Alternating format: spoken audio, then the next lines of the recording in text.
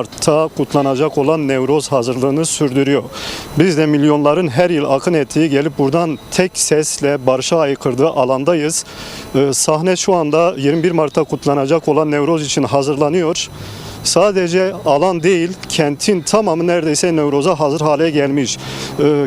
Birçok sokağa, Özkeçi'de, orta refüjlere Nevroz'u anımsatıcı flamalar, reklam panolarına yine billboardlar, afişler asılmış. Kent Nevroz'a hazır hale getiriliyor. Şimdi alandayız, konuklarım var. Senin de bahsettiğin gibi Nevroz Tertip Komitesi'nden DBP İl Eş Başkanı Ahmet Doğan yanımda. Önce ona soralım. Nevroz hazırlıkları nasıl gidiyor? Yayınımıza hoş geldiniz Ahmet Bey.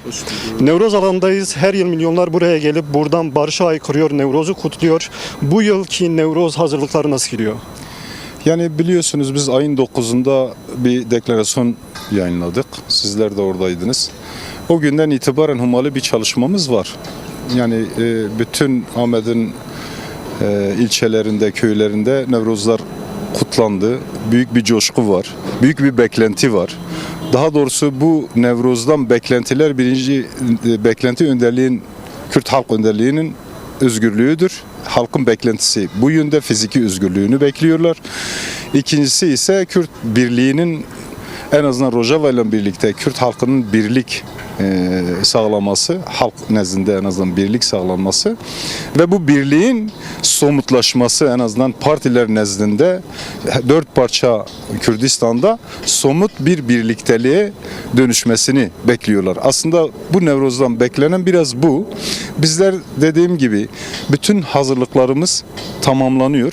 Sahnemiz de alanımız da yarın en geç akşama kadar teslim edilecek. Güvenlik boyutunda diğer yıllardaki gibi biz öyle çok binleri görevlendirmedik. 500-600 tane çok nitelikli, hepsi yönetici arkadaşlarımızı görevlendirdik.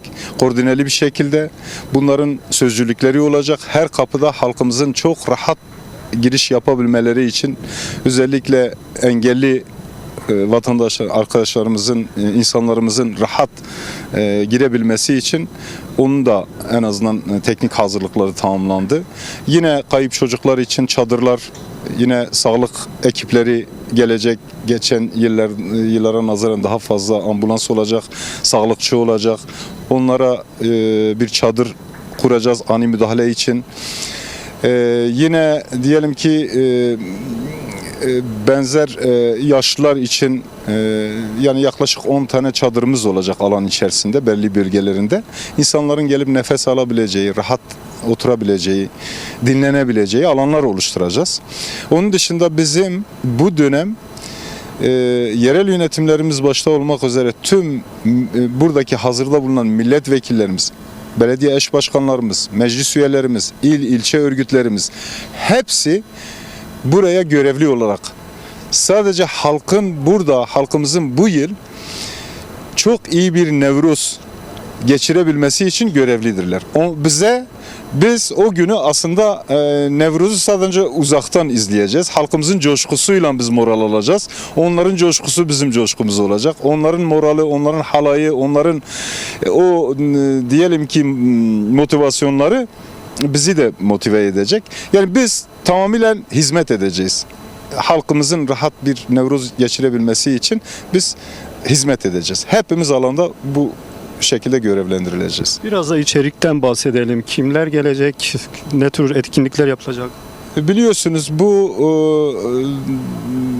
Orta Doğu'da yaşanan savaştan kaynaklı havada yüzlerce füzeler her gün üstümüzden geçiyor. Bundan kaynaklı Orta Doğu'da uçuşlar iptal edildi. Avrupa'dan beklediğimiz birçok misafirlerimiz vardı. Yine Orta Doğu'nun çeşitli ülkelerinde katılım sağlayacak birçok misafirlerimiz vardı. Bunlar bu bahsettiğimiz sorunlardan kaynaklı gelemeyecekler. Bir kısmı karayoluyla, kendi imkanlarıyla gelecek. İşte Hindistan'dan sanırım bir 4 arkadaş gelebilecek. En azından onu biliyoruz. Elimizde belli bir liste ama netleşmemiş. Netleştikçe biz sizden paylaşacağız onu. şeyle ilgili ise sanatçılarla ilgili biliyorsunuz Agrejian grubu Agrejian gelecek, katılacak. Yine Alent Kazımi, yine Zınar Sozlar, Kemençe grubu, Govent grubu. Govent'i de biz başladıklarında aslında alanda bulunan bütün halkımızla birlikte aynı anda aynı ritimle Govent özgürlük halayı çekeceğiz. Yani bu sene bir de bizim girişimlerimiz var. Arkadaşlarımız parlamenterlerimiz biliyorsunuz İmralı heyeti bir girişimi var. Önder Apo'nun ne şekilde katılacağı, mesajı mı olacak, mektup mu olacak, görüntü mü olacak, canlı mı olacak, bu konuda daha net bir şey yok. Umarım bir sürpriz olur da direkt canlı katılır. Hani bütün halkın ve bizim beklentimiz bu yönlü ama bilinmeli ki şu anda yürütülen bir müzakere var. Tam belli bir aşamaya da olgunluğa ulaşılmamış. O yüzden bekleyeceğiz, göreceğiz. Birlikte göreceğiz bazı şeyleri. Birlikte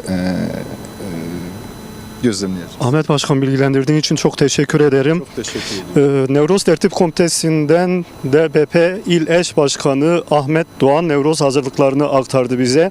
Şimdi sol tarafımda yine Nevroz Tertip Komitesi'nden DEM Parti Ahmet İl Eş Başkanı Gülşen Özer var. Gülşen Özer'e de Nevroz'dan halkın beklentileri, Nevroz'a verilecek mesajlar, bir tarafta Kürt Halk Önderi Abdullah Öcalan'ın baş çağrısıyla başlayan bir süreç yürütülüyor. Bunun Nevroz üzerindeki etkisini konuşacağız. Diğer tarafta İran Savaşı var. İran Savaşı'nın Nevroz üzerindeki etkilerine onu kendisine soracağım. Gülşen Başkan, yayınımıza hoş geldiniz. Sizin Nevroz'la ilgili neler söyleyeceksiniz öncelikle? Yani başta siz de dediniz, İran Savaşı, biliyorsunuz bölgede bir savaş politikası yürüyor ve gerçekten halkların bundan etkilenmemesi mümkün değildir. Ama Kürt halkı 100 yıldır direniyor ve 100 yıldır mücadele ediyor. Bu mücadele içerisinde elbette ki Nevruz'unu hiçbir zaman aksatmadı. Yasaklı olan günlerden bugüne kadar Nevruz'u kutlamaya her şekilde ne olursa olsun o Nevruz'a bedel ödemiştir ama yine de Nevruz'u kutlamasından vazgeçmemiştir. Biz bu yılda inanıyoruz ki milyonların akacağı bir Nevruz alanı olacaktır. Ki 27 Şubat'ta mesaj alındıktan, Sayın Öcalan'ın mesajı geldikten sonra artık silahların bırakılması, siyasetle, müzakerelerle barışın bu ülkeye gelmesi için halkın hepsinin bu konuda ki biliyorsunuz alan alan, mahalle mahalle, köy köy toplantılar alarak halkın önerilerini, fikirlerini alarak o Nevruz'u kutladığımızda o Nevruz bile milyonların aktığını gördünüz. Ki bu Nevruz ben daha da coşkulu ve daha da canlı olacağını düşünüyorum. Elbette ki hem halkın birlik olması hem demokrasinin bir şekilde müzakerelerin oluştuğu ve o müzakereler belli koşullarda belki somut adımlar değil ama onun duygusu bile insanlarda bir rehavetin olduğunu halkın içerisinde görüyoruz. Bir huzur beklentisi içerisinde olduklarını. Elbette ki şu anda somut bir adım yok. Ama görüşmeler ve müzakereler devam ettiği için insanlarda o umut oluştuğu için tam da halkın aradığı ve beklediği bir şey. Artık savaşlar olmasın, annelerin gözyaşı dökülmesin. Bütün halklar, sadece Kürt halkı değil, bütün halklar Nevruzlarda, bayramlarda bir arada coşkuyla hep beraber bu coğrafyada, Orta Doğu coğrafyasında halkla beraber yaşıyorsa beraber özgür olmalı, beraber demokratik bir ortamda yaşamalı. Onu tabii ki hem halkın talebi hem bizlerin talebi hem de Sayın Öcalan zaten bunun için aslında silahları artık feshediyoruz ve biz diyalog yoluyla, siyaset yoluyla bu ülkeye, biz Orta Doğu'ya barışı biz getireceğiz. Belki Orta Doğu'ya değil, barış Orta Doğu'ya gelirse bütün dünyaya gelecek diye düşünüyoruz. Gülşen Başkan, bir de umut hakkı var. Kürt Halk Önderi Abdullah Öcalan'ın fiziki özgürlüğüne kavuşma talebi uzun zamandır gündemde ve halk bunu haykırıyor. Bunu Nevroz'a görecek miyiz?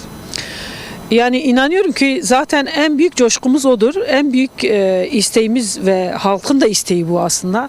Buraya gelen, bu Nevroz'a gelen her insan inanıyorum başta önderliğin ve tüm tutsakların özgürlüğünü haykıracaktır. Çünkü zaten özgürlük mitingi, umut mitingi, yürüyüşleri yaptığımızda da görüyorsunuz. Yani o umut hakkı için olduğunda insanlar canla başla çalışıyor, heyecanla yürüyüşe geliyor, katılım sağlıyor, fikirlerini yani her koşulda biz varız diyor. Bu umut hakkı ne olursa olsun biz bu umut hakkından vazgeçmeyeceğiz. Önderliğimizin özgür olması için bu Nevroz'u da ona atfediyoruz diyoruz.